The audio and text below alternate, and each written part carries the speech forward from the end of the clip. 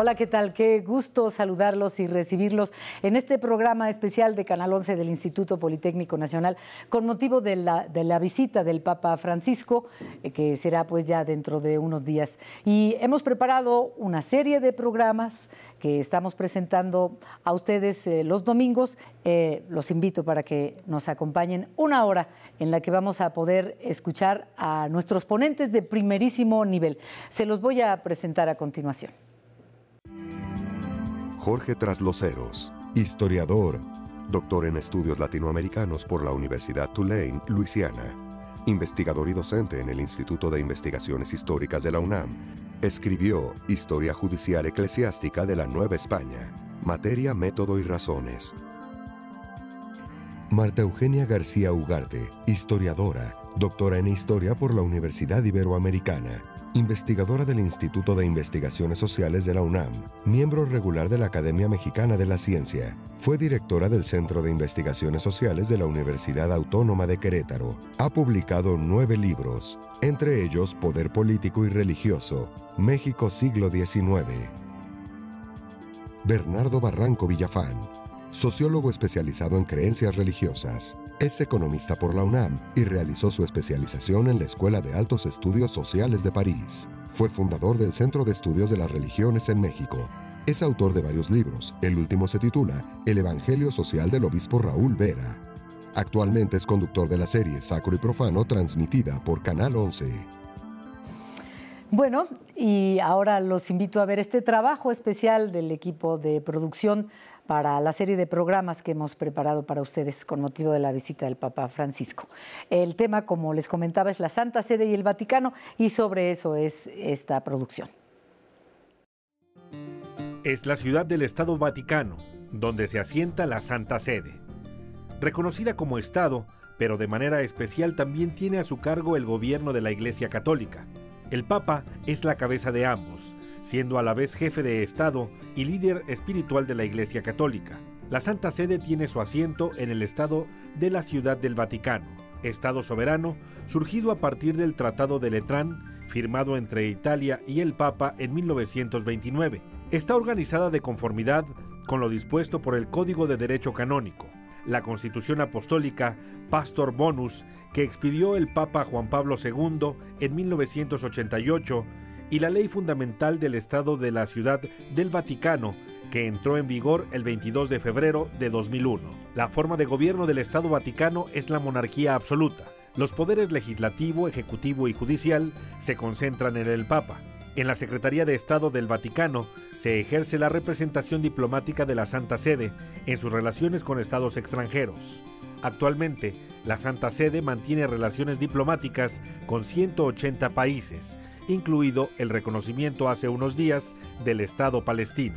La Santa Sede forma parte también de organismos internacionales como la Organización de las Naciones Unidas, con el carácter de miembro o como observador. Bueno, pues retomando justo el material que acabamos de presentarles en la primera parte del programa, el tema es la Santa Sede y el Vaticano, con una gran riqueza histórica y con dos vertientes en cuanto al tema religioso y también el Vaticano pues como un Estado, ¿no, Marta? Ok, ciertamente el Estado del Vaticano surge en el siglo XX, 1929. Antes de eso tenemos sí los estados pontificios, que se pierden muy temprano, en el siglo XIX. 1870 Roma deja de ser, digamos, la capital de los estados pontificios, ¿no? Y se vuelve la capital del Reino de Italia. Pero la Santa Sede, la ciudad-estado del Vaticano, es muy tardío, es 1929 con los tratados de Letrán. Pero hay dos realidades en este espacio minúsculo que está en Roma, en la bellísima Roma, ¿no? Por una ¿La parte, ciudad eterna? La ciudad eterna, la santa ciudad de Roma, ¿no? Pero lo que es interesante es que la Santa Sede representa el poder de la Iglesia, el poder religioso, ¿verdad? O la autoridad religiosa de la Iglesia Católica, y por otra parte, la autoridad temporal del Papa. Porque el Papa pierde en el siglo XIX, desde 1870, el poder temporal, y lo vuelve a adquirir en 1929. Esa es la diferencia entre Santa Sede y Vaticano. Hay una confusión porque a veces se habla de las relaciones de México y el Vaticano en el siglo XIX y entonces no existía el Vaticano. por ejemplo. Por ejemplo, Sí. ¿no? Es muy bonito. Sí, sí, porque tampoco la sede de la Iglesia Católica ha sido siempre Roma.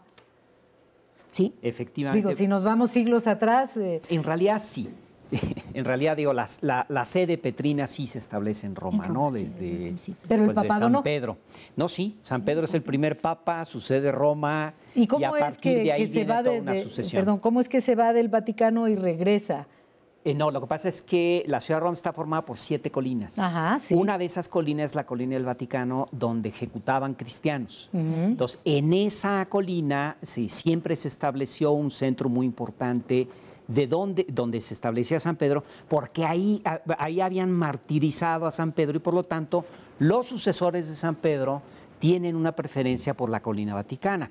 Ahorita vemos la gran basílica de San Pedro, pero históricamente hubo una anterior, sí, y hubo una serie de épocas de persecución. Ahí se reunían los cristianos junto a la tumba de San Pedro y de San Pablo, que es lo que marca, sí, la tradición y una evidencia arqueológica, yo creo que bastante consistente. Ahora, aquí lo importante me parece que es ¿por qué existen estas dos cosas? ¿Por qué existe la Santa Sede y por qué existe el Estado de la Ciudad del Vaticano?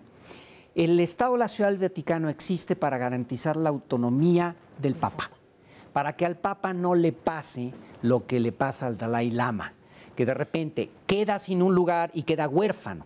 Ahora, la diplomacia vaticana es probablemente, junto con la China, la más antigua del mundo, y la diplomacia moderna la inventa precisamente la Santa Sede.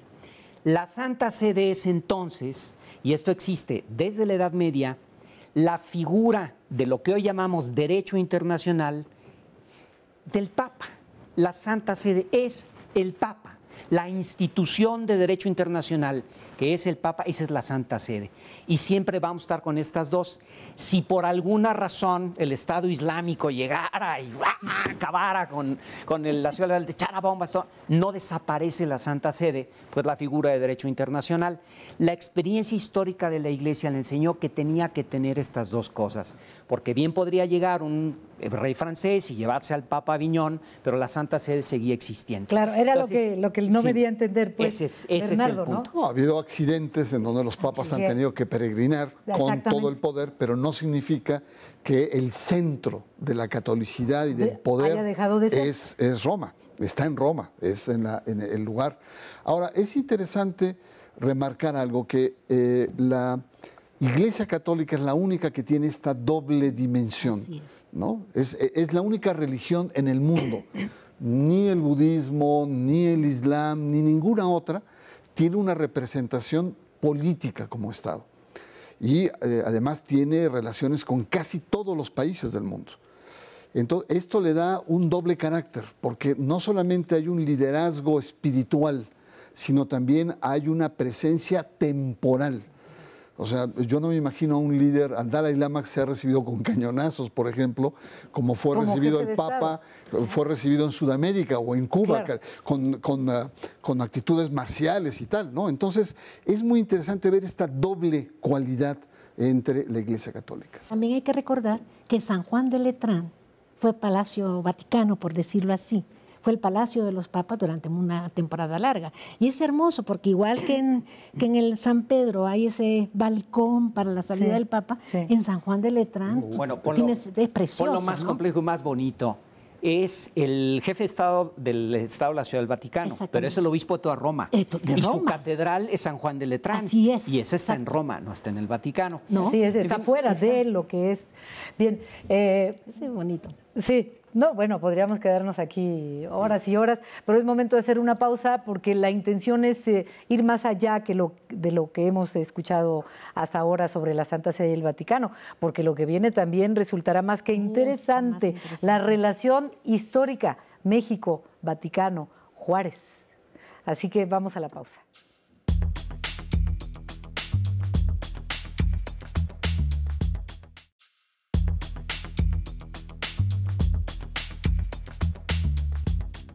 La llegada de 12 franciscanos a nuestro país en 1524 fue el inicio de los lazos de la religión católica con nuestro país. En la colonia la iglesia fue determinante, al grado que incluso el movimiento de independencia proclamó a la nueva nación como un estado confesional. El cambio fue radical cuando en la segunda mitad del siglo XIX los liberales, entre ellos Benito Juárez, llegan al poder. Se expiden a partir de 1855 las leyes Juárez, Lerdo e Iglesias, la Ley de Nacionalización de Bienes del Clero y la Ley de Libertad de Cultos, y en la Constitución de 1857 se establece el Estado laico. La reacción del Vaticano y del Papa Pío IX fue de total oposición a los liberales y de apoyo al Partido Conservador. Por eso, en 1859, el presidente Juárez expulsó del país al delegado apostólico Luis Clementi, lo que llevó a la ruptura de relaciones con la Santa Sede. Fue hasta los primeros años del siglo XX cuando el Vaticano volvió a enviar delegados al país. La Constitución de 1917 ratificó la separación de la Iglesia y el Estado. Y en los gobiernos postrevolucionarios de Álvaro Obregón y Plutarco Elías Calles, las relaciones entre el Vaticano y México se volvieron a tensar. En 1921, en el gobierno de Álvaro Obregón, el delegado apostólico Ernesto Filippi fue expulsado por colocar la primera piedra del monumento a Cristo Rey en el Cerro del Cubilete. En el régimen de Plutarco Elías Calles, se agudizó el desencuentro histórico con la Iglesia, lo que dio origen a la Guerra Cristera.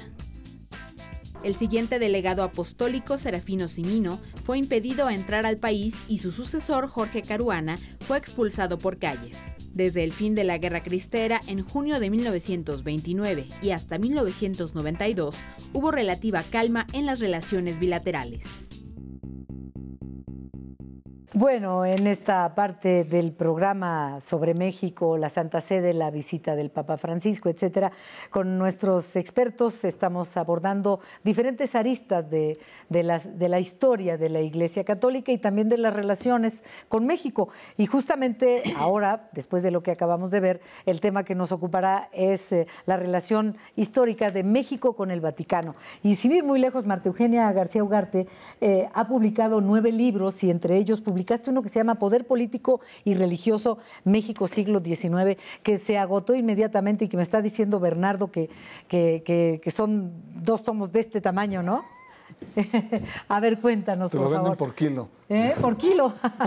Marta Eugenia. No es cierto, por historia. Por historia. Es que eres una gran historiadora y entonces 2 tomos del Poder Político y Religioso en México. ¿Hasta de dónde, a qué punto abordaste y qué puedes aportar en este momento, en esta participación? Por favor, Marta Eugenia. Desde 1825, precisamente cuando México, ya independiente, va a tratar de establecer relaciones con la Santa Sede. Manda el primer enviado es Francisco Pablo Vázquez, que es canónigo de Puebla, de la diócesis de Puebla, pero no es recibido de inmediato porque la Santa Sede no había reconocido las independencias de la América Española, ¿no? Entonces, finalmente le dicen que puede entrar en 1827, pero se cruza el decreto que tuvo una influencia en toda la historia de México del 19, puedo pensar así, que es el decreto del Senado de que México tiene el derecho al patronato por sí mismo. No es un reconocimiento, no es una gracia, como se dice en la Iglesia, de la Santa Sede, sino es un derecho hereditario de la corona española, al gobierno mexicano. Jorge, por favor. Es un periodo de la historia muy dramático. En el régimen anterior, sociedad, iglesia y monarquía formaban una misma unidad. ¿Qué es lo que va a pasar a lo largo de esto? Hay revoluciones, hay persecución religiosa muy dolorosa, 1914, 1938, hay una forma de aprender. ¿Qué es lo que pasó en este gran periodo en que se forma un nuevo modelo de Estado, que es el Estado nacional de corte liberal, que es más o menos de lo que somos herederos? Y por otro lado, la Iglesia pasa a formar parte de la sociedad civil. Toda esta historia que estamos viendo no es más que un largo y muy difícil proceso de una Iglesia que aprende a ser sociedad civil poco a poco y un Estado nacional que aprende a vivir sin una religión y sin una Iglesia, ¿sí? Y esto no es fácil, porque también a nivel de pueblo, ¿sí? También a nivel de sociedad, hemos tenido a lo largo de esta historia que aprender a hacerlo, ¿sí? Y creo que ahora con la llegada del Papa Francisco es un momento de maduración. Y esto es muy importante entenderlo. Este largo aprendizaje lo podemos ver un poco así. Crecieron siameses y los separaron. Sí. Y hay que aprender a vivir y hay que aprender a moverse así.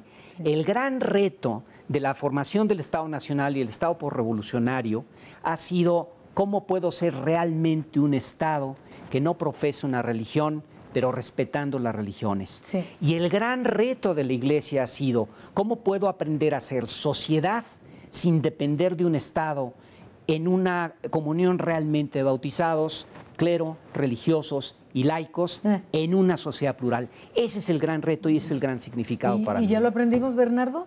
Mira, ¿Qué tanto hemos aprendido? La cápsula lo que te está planteando es un periodo muy largo de relaciones en el que en la colonia, empezamos con los franciscanos, la Iglesia es parte del poder, es parte del sistema, ¿no? Y por lo tanto, a partir de la fundación del Estado Nacional o Estado moderno, hay una ruptura dramática, independencia, como lo llama en su libro Marta Eugenia, pero también otros le llaman la separación Iglesia-Estado. En muchos otros países ha sido una separación, digamos, natural. En México fue una separación dramática, violenta y traumática. Entonces, en otros países no ha habido ningún problema, pero en México sí. Y la Constitución del 17 radicaliza esa separación, incluso la hace, podríamos decir, anticlerical. La guerra cristera es una manifestación de esta lucha. Entonces, lo interesante es que nuestro Estado moderno está afincado en una dramática separación y que nos ha costado prácticamente un siglo ir madurando esta relación. Y aquí estamos en este momento. Esperando al Papa Francisco, ¿en qué circunstancia viene él y va a encontrar a México? Nos quedan solo unos segundos antes de la pausa. No, yo lo que diré es, ya llega en otro momento histórico el Papa. El tema quizá es más libertad religiosa, o uno de los grandes temas, pero es importante señalar que la historia pesa también. Sí, muchos sesgos anticlericales, pero también muchos sesgos proclericales están ahí. Y creo que el Papa será un sano equilibrio entre estas dos dimensiones. Si me permiten, vamos a una pausa porque precisamente después de ella tenemos otro trabajo de producción en relación a México y el Vaticano, pero desde el punto de vista político, para escuchar a nuestros invitados de primerísimo nivel. Qué placer tenerlos aquí. Vamos a la pausa.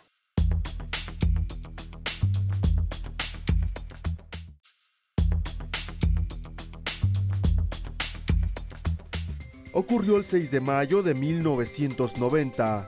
El entonces presidente Carlos Salinas de Gortari recibía al Papa Juan Pablo II en su segunda visita a México.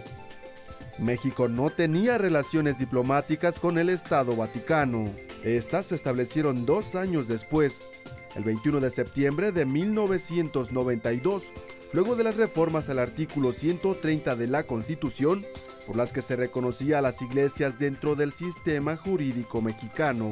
En la nueva relación, el principio histórico de la separación del Estado y las iglesias se mantuvo vigente y se dejó claro, tanto en la Constitución como en la Ley de Asociaciones Religiosas y Culto Público, que la educación otorgada por el Estado es laica, que el clero no puede intervenir en asuntos públicos y la imposibilidad de acumulación de bienes temporales en manos de las iglesias.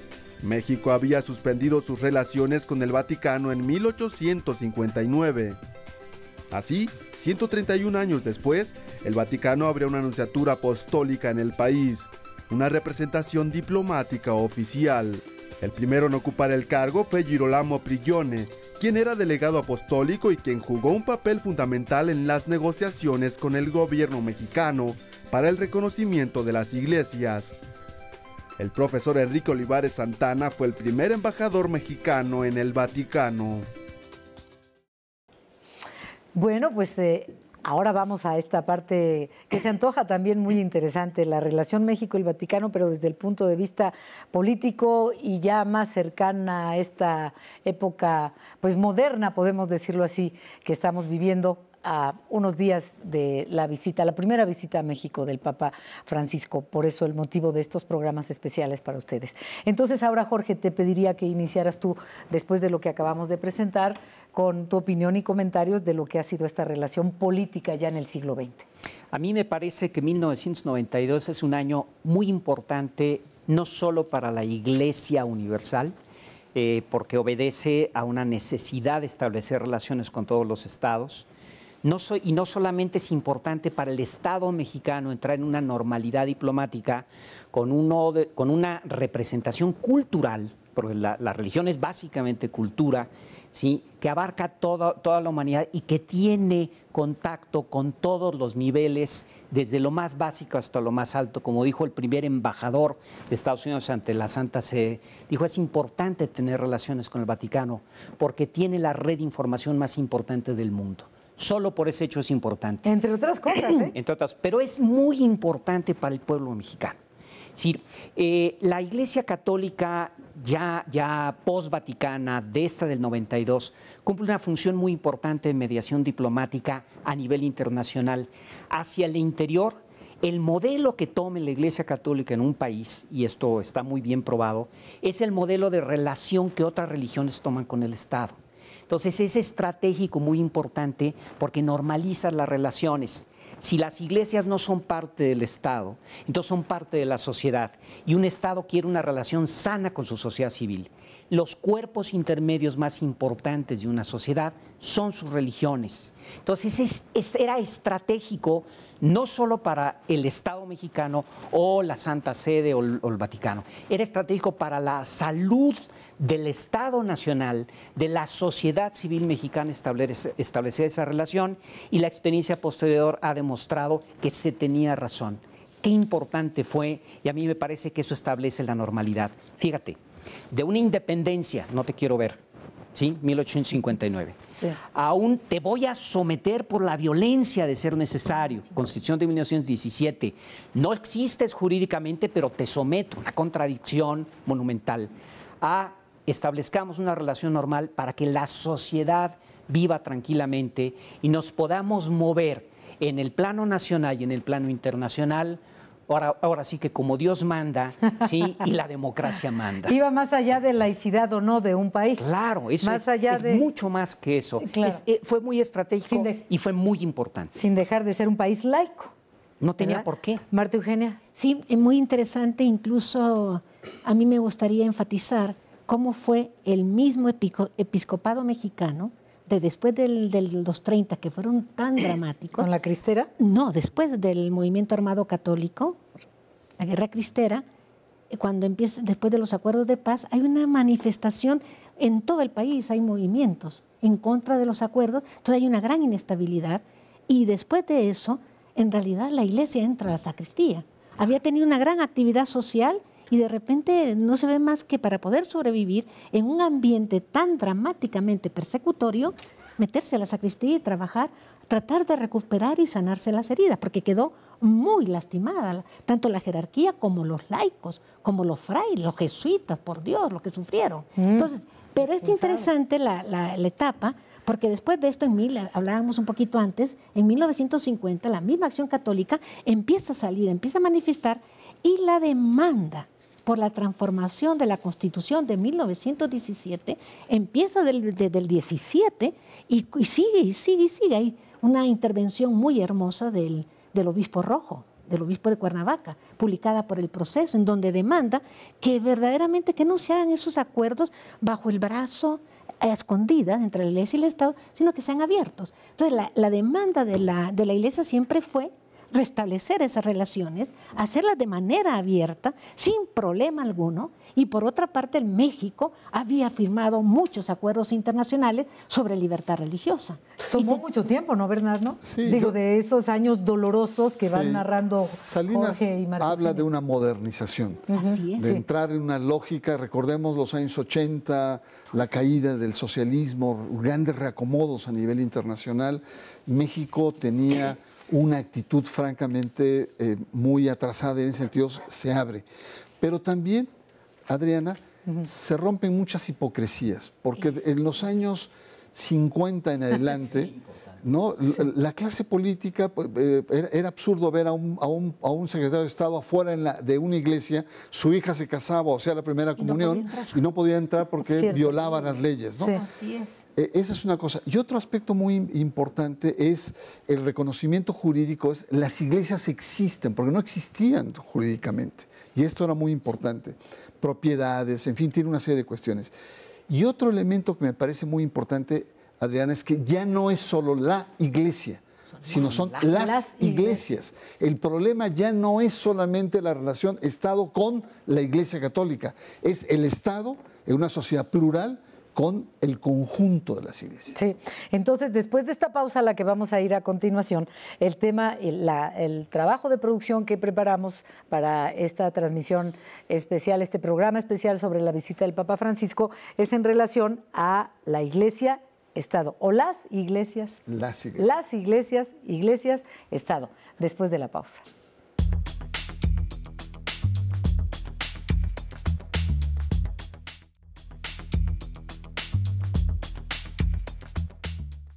Corría el año de 1992, cuando la Santa Sede y México establecieron relaciones diplomáticas. Este fue el resultado de un proceso de acercamiento que tuvo sus primeros contactos en años anteriores, cuando desde 1974 se reunieron diversos presidentes de la República con los pontífices de entonces. Luis Echeverría Álvarez visitó al Papa Paulo VI en el Vaticano. El objetivo, se dijo, fue agradecer su apoyo a la Carta de los Derechos y los Deberes Económicos de los Estados, impulsada por el propio Echeverría. El segundo encuentro tuvo lugar durante la primera visita del Papa Juan Pablo II a México en 1979. El entonces presidente, José López Portillo, lo recibió en el aeropuerto como visitante distinguido y le pidió oficiar una misa en la residencia oficial de Los Pinos para su madre, Refugio Pacheco de López Portillo. Juan Pablo II regresó a nuestro país en mayo de 1990. Lo recibió en el aeropuerto el entonces presidente Carlos Salinas de Gortari, quien después lo visitaría en el Vaticano en 1991. Después de 1992, ya con relaciones diplomáticas establecidas, el Papa Juan Pablo II visitaría México en 3 ocasiones más. En 1993 fue recibido en Yucatán por el presidente Salinas de Gortari. En 1999 le dio la bienvenida el mandatario Ernesto Zedillo Ponce de León, y en 2002 el presidente Vicente Fox Quesada, quien suscitó una polémica en algunos sectores por haber besado el anillo papal siendo jefe de Estado. La única visita del Papa Benedicto XVI tuvo lugar en marzo del 2012, cuando acudió a Guanajuato. Ahí fue recibido por el entonces presidente Felipe Calderón Hinojosa. El actual presidente de México, Enrique Peña Nieto, tuvo su primer encuentro oficial con el Papa Francisco en el Vaticano en junio de 2014. En esa reunión lo invitó a visitar nuestro país. Y estamos a unos días de recibir al Papa Francisco en México y vamos a continuar escuchando a nuestros invitados. Marta Eugenia, es una recapitulación más cercana de lo que han sido las relaciones de México, del Estado, pues, con el Estado Vaticano y con la Iglesia Católica. Sí, a mí me gustaría ahorita en esta cápsula, en este momento, cuando viene Juan Pablo II, en el 90, y luego ya la reforma el 92, la influencia que tiene el Papa para la reforma del artículo 130. Salinas de Gortari, el presidente Carlos Salinas de Gortari, ya había dicho desde su toma de posesión que iba a reformar a México, ¿no? Al Estado, que iba a tomar, es más, no lo dijo así, pero estaba anunciando que iba a haber reformas impactantes, entre ellas la reforma del artículo 130. Pero la visita de Juan Pablo II y el apoyo de su mano derecha, Prigione, Girolamo Prigione. Entonces es muy interesante porque promueven y impulsan la reforma del artículo 130, incluso causa una difusión dentro de la Iglesia Católica, que Bernardo Barranco escribió un artículo muy bonito explicando cómo fue las relaciones del arzobispo de ese momento y por otra parte el grupo de Prigione, los vaticanistas y los no vaticanistas. Pero algo más, que la siguiente visita, no de Juan Pablo II, sino de Benedicto XVI, también tiene un impacto constitucional, porque está la campaña electoral y al mismo tiempo la discusión en el Senado de la reforma del artículo 24 sobre libertad religiosa. Y libertad religiosa no en el sentido tradicional, sino en el sentido de libertad de tener o no tener una religión, libertad plena, religiosa y civil incluso, ¿no? Por eso es una reforma tan importante, pero esa reforma va precedida de otras reformas constitucionales, y ya termino, muy importantes, como es la del artículo 1. Pasamos de ser ciudadanos a ser personas, un concepto muy católico. De individuos a personas, es mucho más fuerte todavía. Incluso yo comparé lo que dijo Juan XXIII, hablando de cómo las constituciones de los países deberían de considerar la libertad religiosa, pero habla de los ciudadanos. Y el artículo 1 borra la palabra ciudadanos y queda la persona. Es más importante persona. Y entonces, después viene Benedicto y se hace una reforma mucho más importante del artículo 24. Entonces viene la visita de Francisco y ojo, no tenemos que hacer una reforma constitucional. Ahora tenemos que hacer otra cosa. De repente hay cosas más en juego, pero hablaremos de eso. ¿Cómo cuáles, por ejemplo? Mira, la reglamentaria del 24. Ese es el gran reto ahorita. Yo en esto de las relaciones Iglesia-Estado, esta relación diplomática, ¿la diplomacia para qué? Para la Iglesia la diplomacia es un instrumento pastoral. Para un Estado es un mecanismo de defensa para poner intereses a nivel internacional. ¿Qué quiere decir la diplomacia del Vaticano? Y qué bueno que tocaste esta reforma, que no fueron las únicas consecuencias, pero en esta relación sí. La diplomacia del Vaticano es una diplomacia al revés. Los estados nacionales tienen su diplomacia para defender intereses nacionales. La Santa Sede tiene diplomacia para defender los intereses de los católicos de ese país. No tiene intereses nacionales que defender, sino el interés de ese país. En la medida en que desde antes del Vaticano II, la medida que la diplomacia del Vaticano ha ido avanzando, ¿sí?, hacia un interés en diálogo interreligioso, intercultural, diálogo ecuménico y diálogo dentro de las mismas sociedades para gestar condiciones de sociabilidad y de paz, la diplomacia de la Santa Sede es cada vez más importante. Entonces, esta relación del Papa con los distintos estados no puede ser leída como una relación de par contra par, sino tiene que ser leída de quien va a venir aquí a buscar el interés de los católicos y del resto de la sociedad para convivencias de paz dentro de una realidad de Estado nacional. Es de una sutileza, es de una fineza este tipo de relaciones que no pueden resultar más que fascinantes y benéficas. No hay un país ahorita en donde el establecimiento de relaciones con la Santa Sede no haya resultado en algo benéfico a nivel diplomático y en gestión de paz a nivel nacional o internacional. Mira, yo lo que creo es que las visitas de los papas vienen a asegurar la dimensión de una geopolítica pastoral del Vaticano, quizá un poco más rudo de la fineza y la sutileza de Jorge. Es decir, las visitas del Papa vienen a afincar la agenda social, política, cultural y religiosa de la iglesia local. A veces es polémico. Por ejemplo, en la visita del 90 era claro que era el restablecimiento de relaciones políticas. En el caso de la visita de Benedicto XVI, efectivamente vino a afianzar la reforma del artículo 24 sobre libertad religiosa, pero había un primer dictamen de esa donde la iglesia entraba en la educación. Entonces, podríamos decir que hay tensiones. A veces el mismo Vaticano va más allá, empujando la agenda de la iglesia local. ¿Qué les parece el tema de laicidad del Estado mexicano? Muy ad hoc, muy en continuidad con lo que hemos conversado. La laicidad del Estado mexicano después de la pausa y con el trabajo especial de producción para enriquecer aún más a las participaciones de nuestros invitados en este programa especial. Vamos a la pausa.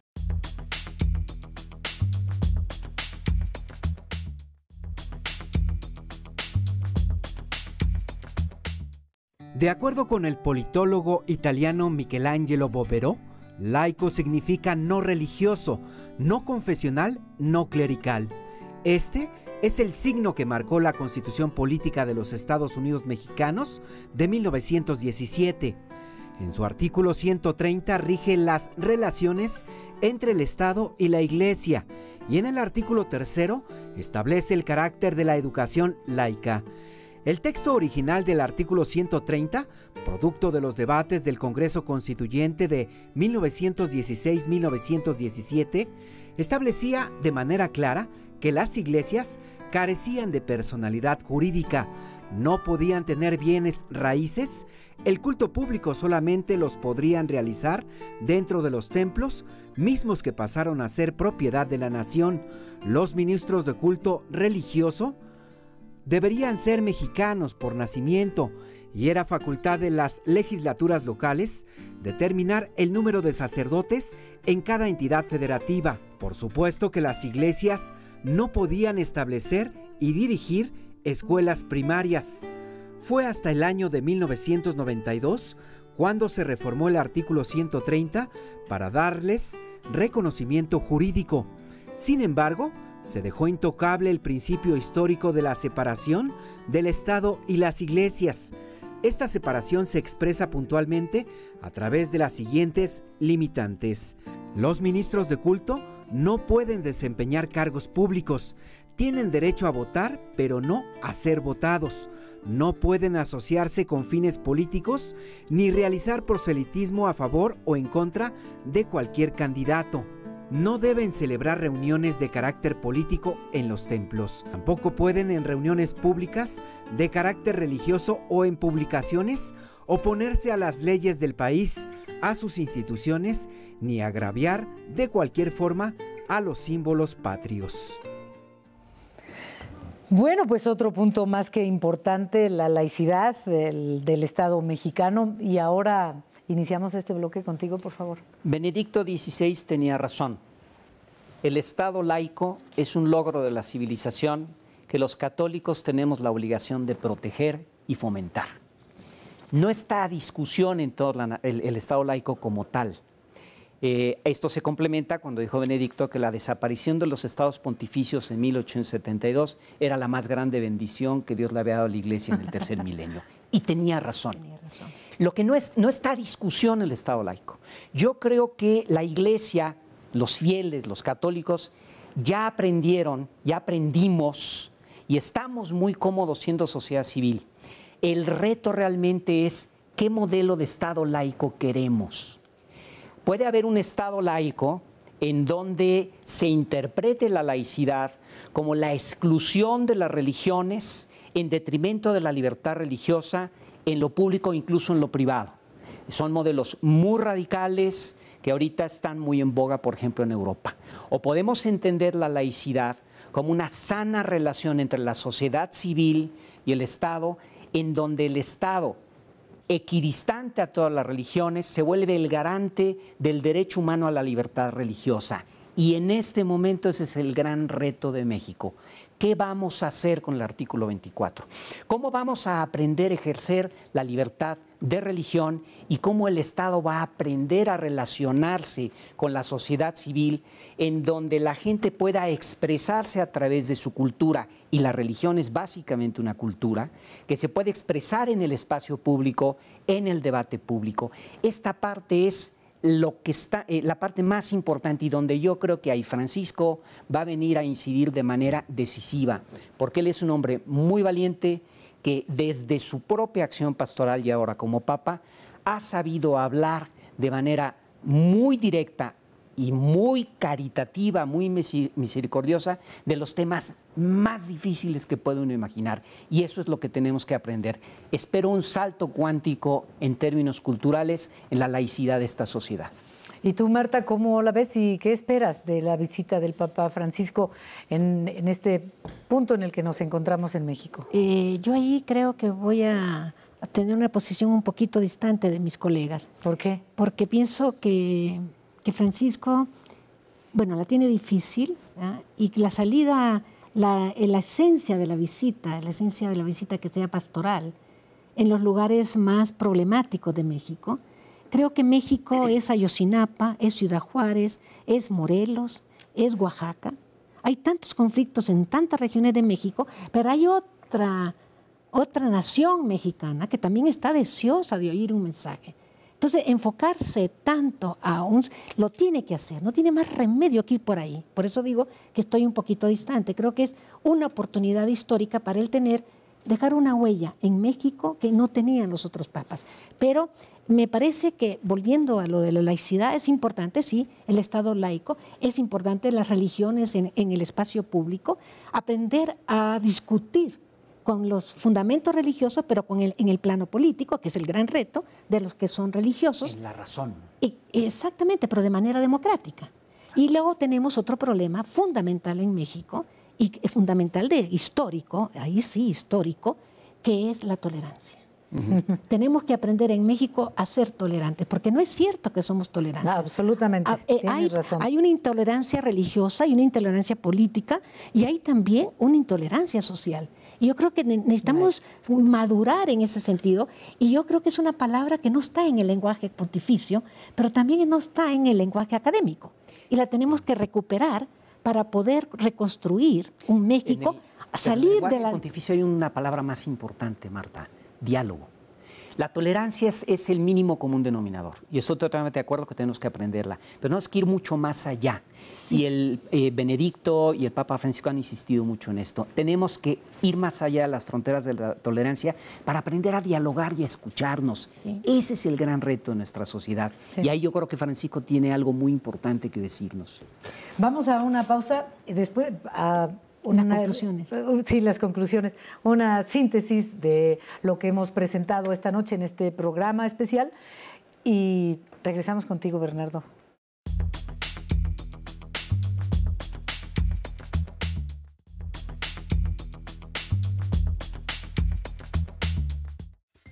...1992 marcó el inicio de una nueva etapa en las relaciones del Estado mexicano con la Iglesia Católica. No solo porque se restablecieron las relaciones diplomáticas entre México y la Santa Sede, sino por las reformas constitucionales que dieron lugar al reconocimiento de las iglesias. Se ponía fin a una historia de fuertes desencuentros, especialmente en los gobiernos liberales del siglo XIX, encabezados por Benito Juárez, y los gobiernos post-revolucionarios de Álvaro Obregón y Plutarco Elías Calles, en cuyo sexenio tuvo lugar la Guerra Cristera. México suspendió relaciones con el Vaticano en 1859.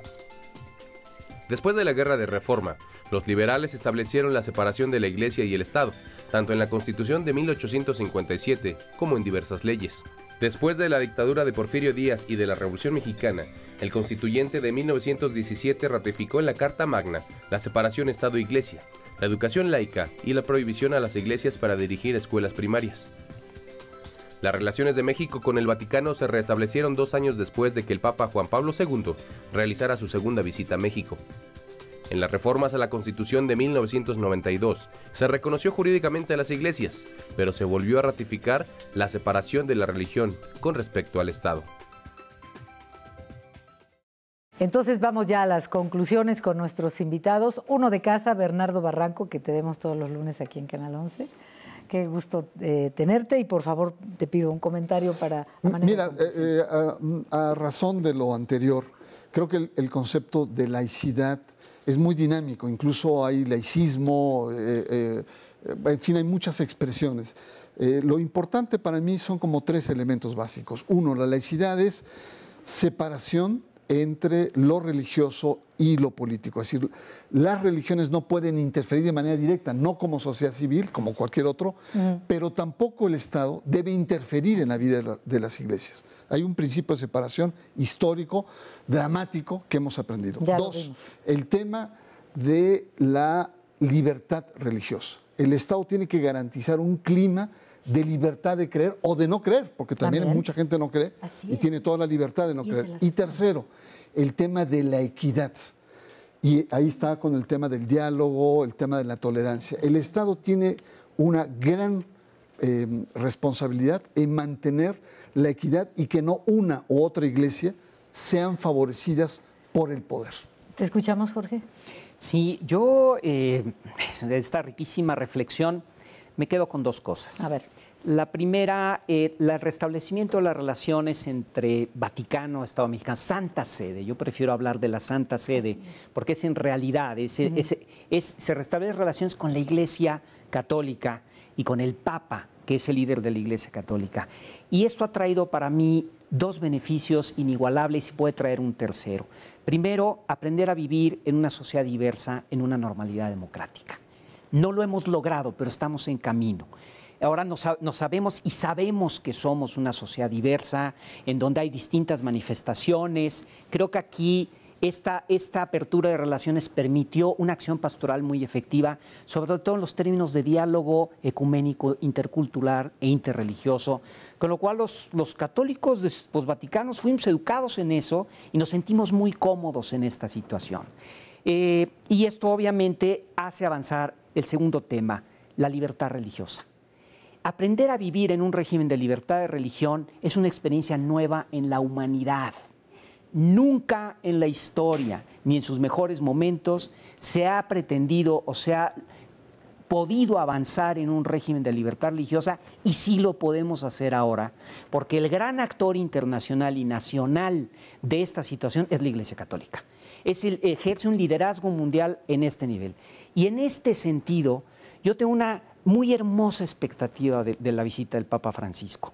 Él realmente puede acicatear a la Iglesia Católica, y quiero decir obispos religiosos, laicos. ¿Acicatear es sacudir? Sí, sacudirnos, hacernos pensar.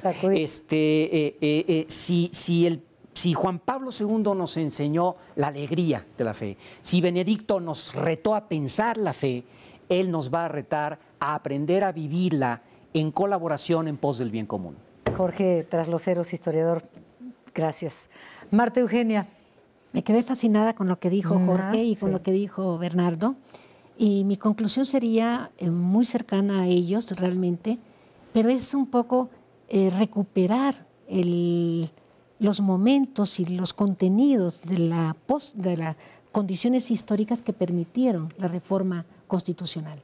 Y la otra es, que es muy importante también para mí, y que creo que no se ha hecho, a lo mejor estoy desfasada en la literatura actual, pero es una búsqueda precisamente de los beneficios que recibe México a partir del restablecimiento de relaciones con la Santa Sede, o con el Vaticano o con la Santa Sede. ¿Por qué? Porque creo que pensamos mucho en lo que nos va a dar Francisco, pensamos mucho en los que nos hizo Juan Pablo, en ese magnífico intelectual Benedicto XVI. A mí me encanta Benedicto XVI porque es un hombre muy racional. Entonces leerlo es una delicia, ¿no? Pero también creo que los temas nuevos que está tocando Francisco sí están moviendo no solo a las iglesias locales, sino a la humanidad. Ese tema de esa encíclica sobre el cambio climático, después de una reunión científica en Roma. Así es. Que nunca se había abordado ese tema. Nunca. Por la iglesia. Bueno, nunca en historia, es una palabra muy difícil, ¿no? En la historia sí. Sí, pero en los tiempos recientes, ¿verdad? Sí. Cuando ha adquirido gran importancia el cambio climático y las condiciones ecológicas. Entonces yo creo que sí es importante, y es importante ver qué beneficio ha tenido México como país, México como nación, con el restablecimiento de relaciones con la Santa Sede. Porque yo creo que no solamente es el Papa para los católicos, sino es la nación frente a la humanidad en general. Claro. Y cómo damos mensajes al mundo después de haber sido un país con una tendencia anticlerical, que ahora nos estamos volviendo un país más abierto, pero que todavía no hablamos de iglesias.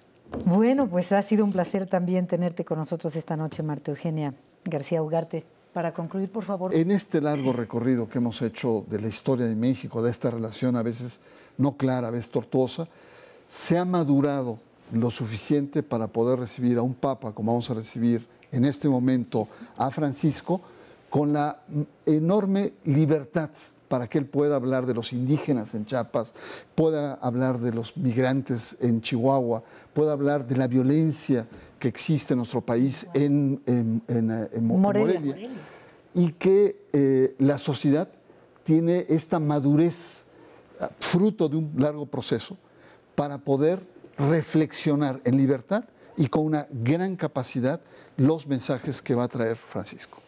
Pues qué placer, Bernardo Barranco también, Marta Eugenia, Jorge Trasloceros, Bernardo Barranco. A ustedes, amigas y amigos, muchísimas gracias. Que pasen buenas noches.